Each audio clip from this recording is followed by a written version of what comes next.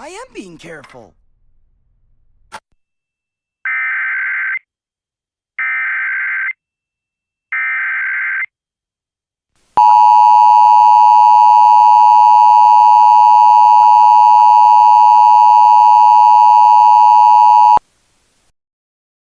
A safe alert has been issued for Mesa Police Department. This is the Arizona Department of Public Safety. Mesa PD is looking for 16-year-old male, Daisy Zunick. Daisy walked away from his caretaker's residence and has not been found. He is diagnosed with various cognitive disorders and is prone to seizures.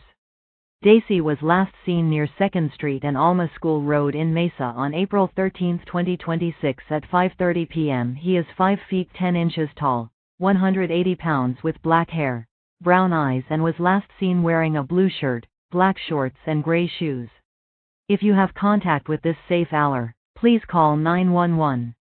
Monitor TV and radio for updates.